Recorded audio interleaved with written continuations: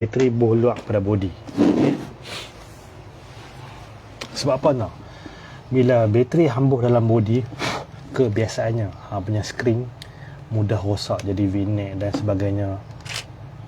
Macam ni, nampak? Skrin dia jadi problem. Bateri jangan tinggal dalam kamera bila hang tak pakai melebihi 24 jam. Tapi contoh hampir jalan 3-4 hari tak berkeluar, tak apa, hang pakai hari, mungkin hari ni tangkap, lusa tangkap, ataupun esok tangkap, malam hari tangkap, tu tak apa.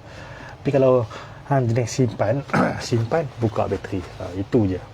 Kamera aku so far alhamdulillah tak pernah kena kes isu screen problem apa semua, disebabkan aku buka bateri dia. Okey, bateri dia insyaAllah bateri original. Siap ada nama dia lagi. Okey, bagus. Memory card dia tak lagi bagus. Sebab apa aku tak mau rosak hilang, aku tak ganti. Okey, kalau kita tengok physical body dia ni, aku bagi markah body ni. D90 kebanyakan kalau main, walaupun dah lama 20 tahun lebih, kebiasaannya cantik tau. Yang ni kita bagi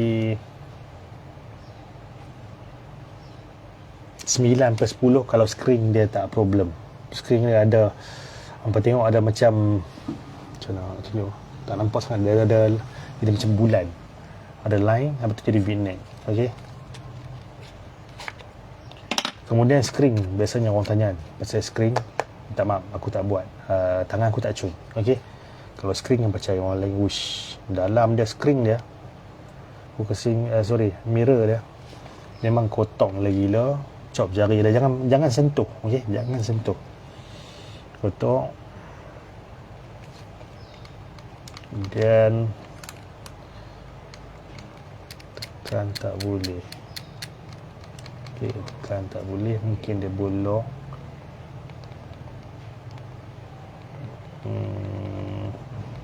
Tak nak.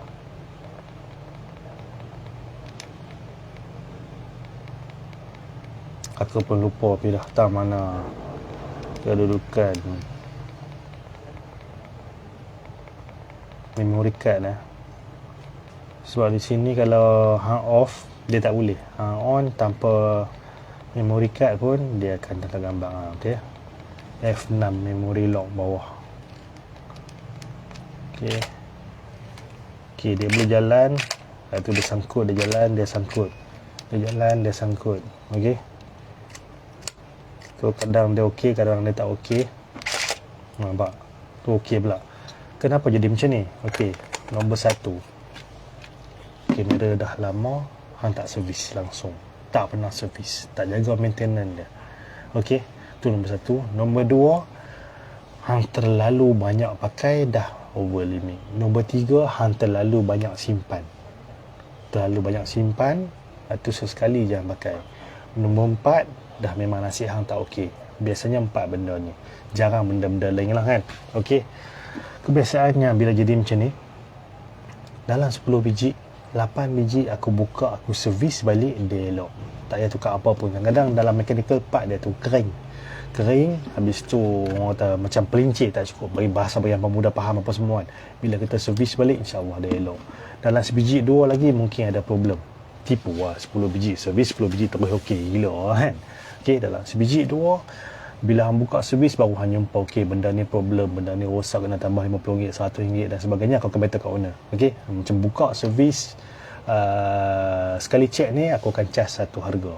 Okey, bila buka servis ni, kalau kata dia elok, dia tak ada charge berlebihan dah lah. Okey, bayar dekat tu je lah.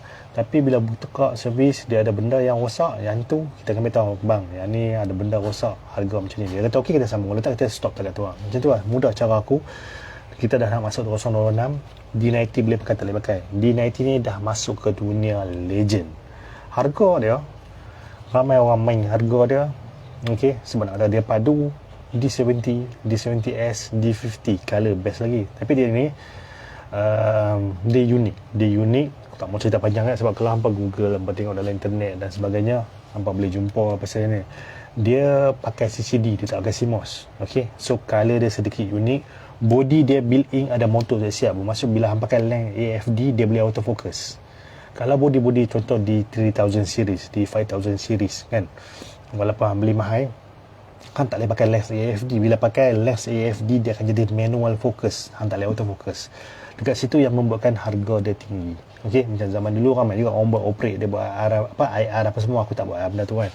Okey, so dorang boleh pakai tak pakai. Let's say barang ni ada di rumah hang, dia dah ada di rumah hang, kita nak beli lens, kalau kita bukan dalam orang kata apa, bukan core kita hari-hari tangkap, betul kita just sovi apa semua kan, kita tak compare dengan orang lain, kita pakai, okay, why not kan. Walaupun satu dia dah vintage apa semua, tapi kalau kata hang nak beli, boleh tak boleh? Boleh beli. Okay, boleh beli, dia gantung ke hang. Harga dia body sahaja tau, plus minus 1000. Okay, ada yang ratus-ratus, ada yang lebih 1000 apa semua kan. Benda ni subjektif. Bila dia dah tak wujud dalam pasaran, dia subjektif. Orang kata berbaloi tak berbaloi tu atas diri hang. Hang kalau minat benda tu okey, hampir test check apa semua kan, pakai ya. Tapi kalau hampir test dia problem tak okey apa semua, cari yang lain. Mudah, simpelnya tu. Okey, aku menjaga Isnin sampai Jumaat di Aitam Pulau Pinang. Alright, 8 pagi sampai 5 petang. Sabtu Ahad aku tak buat kerja. Okey. Kalau katakan hampa nak jumpa aku walk in, hari ni nak jumpa, hari ni baru deal, tak payah deal 2-3 hari awal apa semua. Nak post 365 hari boleh post. Okey, kemudian message. Okey, message, hampa jangan call aku biasa, jangan call dalam bentuk WhatsApp, aku takkan jawab. Okey, hampa text message, voice message atau video message, hampa WhatsApp aku. Hampa WhatsApp aku, insyaAllah aku jawab. Cuma cepat dengan lambat, hampa kena sabar. Biasanya weekday aku mudah reply. Bila weekend ataupun Jumaat, selepas Jumaat ke Sabtu Ahad, biasanya aku lambat reply, aku tak reply disebabkan consider cuti. Okey, cuti aku buat kerja lain. Kalau nasihat hampa baik, aku reply lah kan. Kalau aku tak tengok phone, aku buat benda lain, aku tak reply lah kan. Sebab okey, bila kata aku lambat reply, hampa tunggu, lepas hari 2 aku tak reply, hampa mesej lagi. Lepas hari 2 aku tak reply, hampa mesej lagi. Let's say aku tak reply dah, hampa cari orang lain. Mudah, simple. Macam tu je cara aku. Okey geng, bye, assalamualaikum.